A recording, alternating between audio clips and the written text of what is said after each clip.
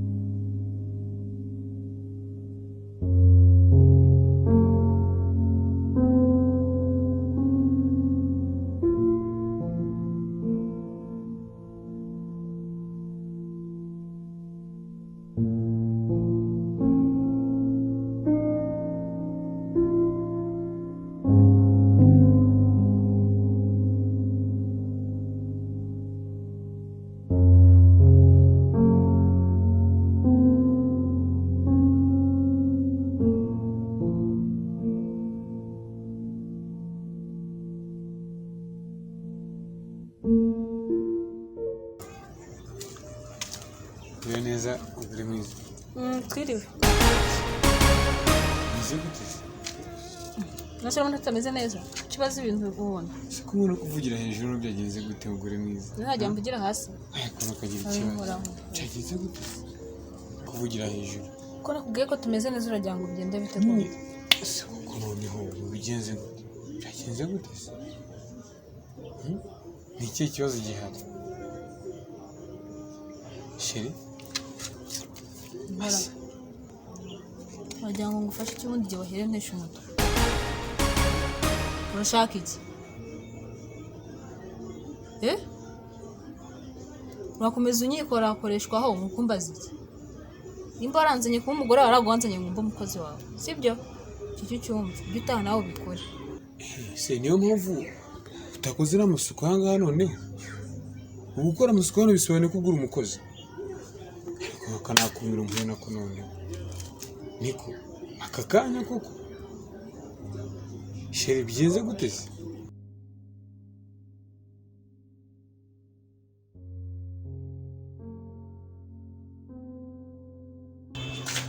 Sheri bigenze gute? Ndarushye Sheri ndarushye. Humura. Ntabwo turi twihagarariye hano kuri bara. Ayakurikiye zose. Nukuri. Yawe keza pe. Ni wowe ubona haje. Ariko be. Hanyibye. Nibyo nese. Njye nakwirutseho ndagufata. Ariko wowe unyibutseho ntabwo wamfasha. Ese Sheri ubona ndananiwe koko. Sakoze. Nunaniriwe. Natwaye tukibyo. Nuko nyine uje ko tunganya imbaraga Sheri. Uzi ko abagore bo basigaye bazirusha abagabo. Bebe ntabwo uzi ukuntu mukunda. Oyaze kandi. Nukuri. Aho ugomba kubona ngeze se ngukunda. Ndagukunda Sheri. Akuziko yibwira ngo kuba naraje kuba umugore wawe naje kuba umukozi wawe. Ese kumbura umugore wawe nicyo kintu mwapfuye? Nicyo kintu wowe wahoraga umuziza. Maje kubona ko ari wowe udashobotse. Ibi ngibi uvuga ngo bakoreho utashika bikora ntabwo byagenda. Ubwo wowe urabona ufashe turoshe cyangwa rakirete ugakoropa ngaha hataki. Cyangwa ufashe umukubuzi ugacisha yari mu byatsi urabona hataki. Mpaka ngo abagore. Reba nka rura rwase ruri hariya. Ubwo urakwiye wowe wabiki. Mpaka ngo umugore ikintu cyose umugore. Iyo bataza kubaho ntabwo mwari kujya mukora ngo nuko abagore batabayeho. Mujye mereka gutesha abantu umuto. Kayuzu unza no stress n'ibyo mba niriganye mu mutwe wanjye bitaba byoroshye. Mva nkubwira aho bigeze umaze kundambira pe. Sigaye numva ugeze aha ngaha. Ariko man. Sawa cyondere. Ndi mukureba koko. Urabona rero muri biriya bihe byashize. Wari umeze nabi uri guteza n'inzu gira amahirwe nza kuyigura nyine sibyo Niyo mpamvu ngukunda sibyo ntayigura ari kubaye nyine Sheri ni amahirwe nagize amahirwe nyine urankunda unaguriye inzu none tuyibanamo nibwo iyo bidakunda nanjye sinzi aho nari kuba ndi nyitankunda mbona nabona kugushimira warakoze kuza mu buzima bwanjye pe ikintu nagushimira cyo kandi warakoze kunkunda kuko waje muri make waje mu buzima bwanjye ukeneye. ariko nanjye niwe mugore nari nkeneye n'ukuri aga nicyo bikundira pe cyabere kamugeze kuri pe kimaze kubona cyo uriya mugabo buriya wagiye ntabwo yari agukwiriye buriya yataye zahabu ninjye wayitora kuko ubonye kandi iyo gihura n'ibibazo byose kwe umaze kumpaga aka kanya tuvugana amezi angahe umaze kumpaga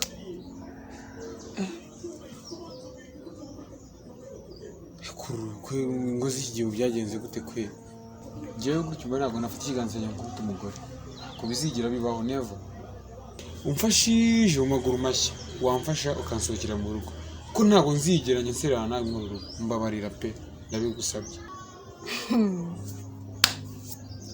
Uzi ko usetsa ubwo rero reba ukabona nagenda ntabwo mbuzeho kujya rwose nagenda ngasubira iwacu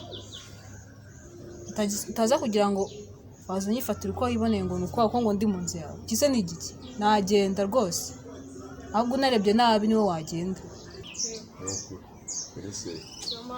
udusatsi twabaye twiza si kuri kureba ku ruhande se sheri nishaka ndebe sindi gukurira urabona n'imisatsi yanashaje pe ngiye nguhereza amafaranga kuri indi misatsi dore ubwiza bw'umudamu n'umusatsi niyo mpamvu mukunda sheri nta kibazo rwose ibi ngibi ejo bigomba kurara bikuvuyeho rwose ahubwo uvugana na wa muntu ujye gusuka cyane kuri pe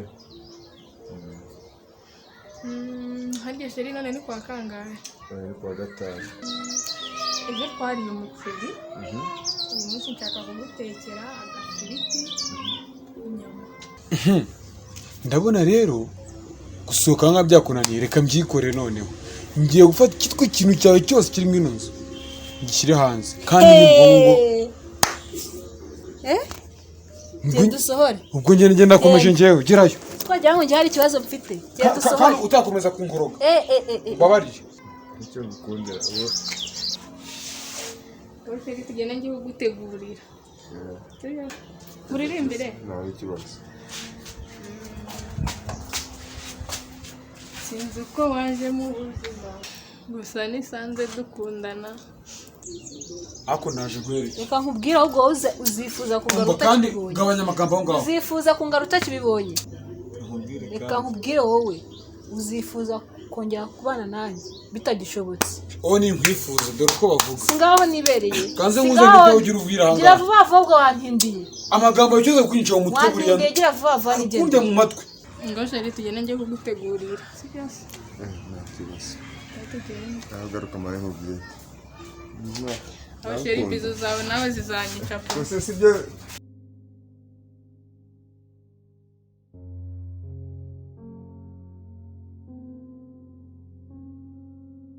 doda cya kumumagaye igitaraganyaga inzigo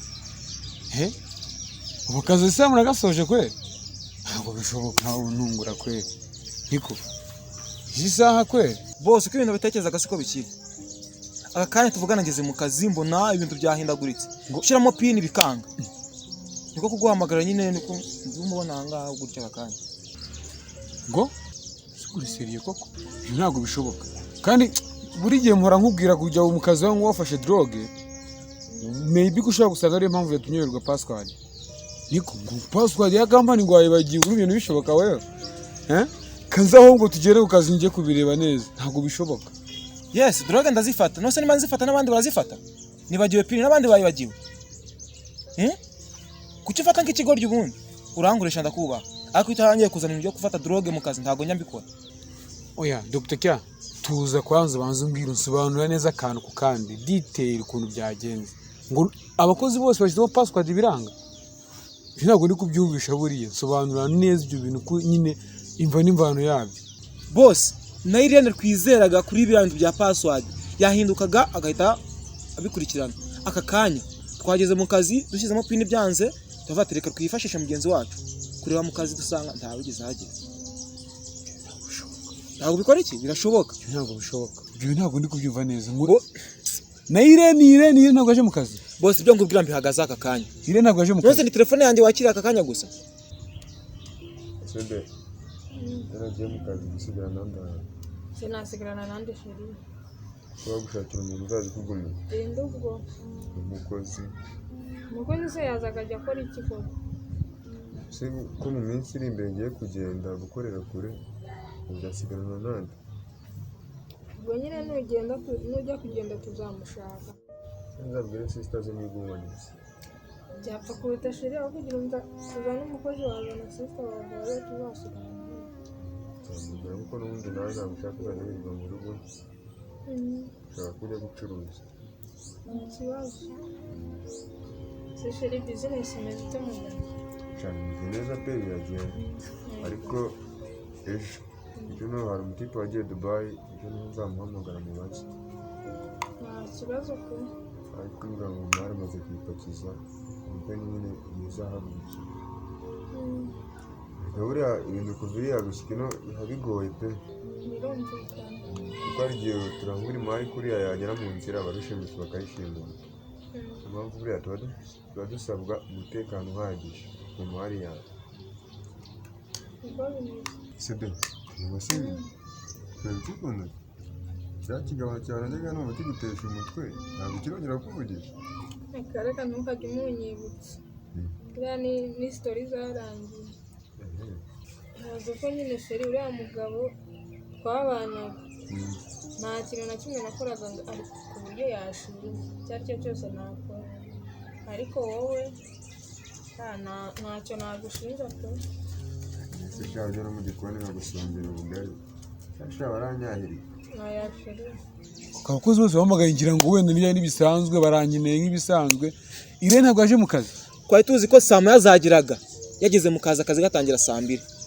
aka kanya twageze saa 3 n'igice ataratugeraho Dr buretse utambye ko iby'inketse ari byo Irene ntabwo yaje mu kazi ntabwo ugeze ahagera ko naba nikoreye amakosa noneho mana yanjye wenda muheka mu kinone ngo wabikoreye amakosa reka ubu ngubu two gutangiye gukora nk'intambara zigiye zitandukanye mu gitondo nari ngiye gufata ka breakfast njya ku manu kugura akagati narabutswe umuntu uri nka Irene ataje mu kazi se nyine namurabutswe ndavata abantu buriya barasi nyine yari umuntu uretse bag y'insirimu kwa tubage twaje twa dufite password ku mpande niko yari ahetse afite n'akantu umuntu cyaguma nka Irene rundi ruhande sinabyitaho Dr gutuma mbere yuko yikoma ntonza mana yanjye ntumbwiye ko ibyo ndi gutekereza ko ari byo koko reka nkubwire wowe uzifuza kongera kubana nanjye bitagishobotse uwo ni ibyifuzo dore uko bakoze singaho nibereye kanze muze nuko ugira ubwira gira vuba vuba wampindiye Irene ntabwo yabonetse muri kampani bose byabaye confirm ntigeze agera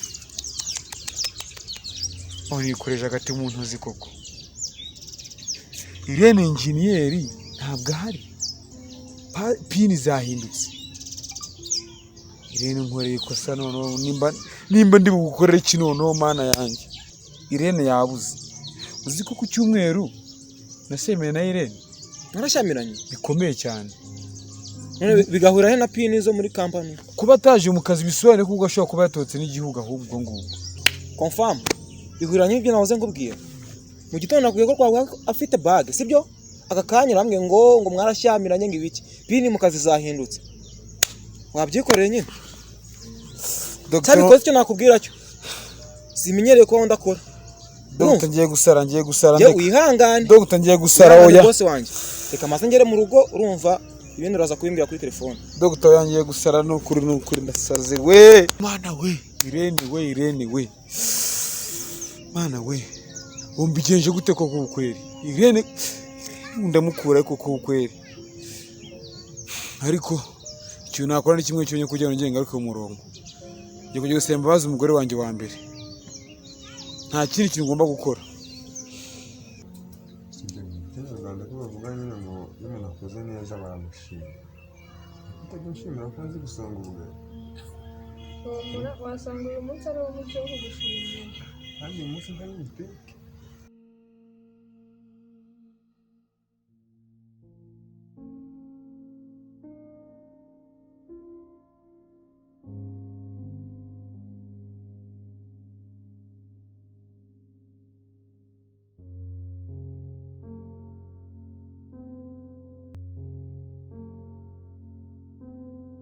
pe ntaba ari byo nketse iki se ugiye bumushimira mani uketse iki wasanga uri bumushimira nyine muri bwa buryo bw'abantu bakuru ubwo nyine nibyo niba ari byo uketse ubwo nibyo byiza kabisa ntabwo sheri ndi kumva ko hari umuntu uri gukomanga genda ureba nyine ntari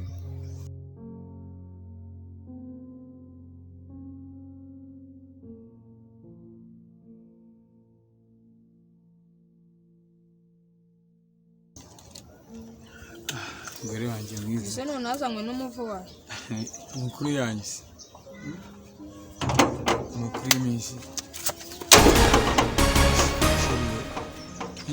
sheri biki ntunkoreho ihangane ariko umugore mwiza uri kunshakaho iki oya ariko tuzi ariko se nkaho uri kuza unyikoreshwaho urabizi ko mfite umugabo ngo yego umugore wanjye mwiza nuko ndabizi neza pe hashize igihe kirekire ntabwo babana n'umugabo pe ariko byibuze nyumva kuri pe no kwihangana sibyo ndabizi pe kutabura umugabo ariko nyine ihanganishe nihanganiye ubu se none wongeye kuri regime ra narananutse nk'uko wabishaka reka ibyo tubireke nyine byibuze unyumva sibyo wihangane pe wanyumva ngo basi bansuhuze agerayo uri kuza unyisurishwa ibiki wanyumvishe koko ni ukuri mukunzi mwiza ni ukuri ihangane nyumva byibuze uzi ko wa mugore nagiye nkurikiye ibintu byanjye byose uzi byose uzi nari mfite byose yabitwaye ubu ngubu nje nta ukuri ihangane pe iyo mbimenye iza nyuma ahubwo se ko mbona wagiye wambaye ariko ugarutse wambaye nta myenda ukigira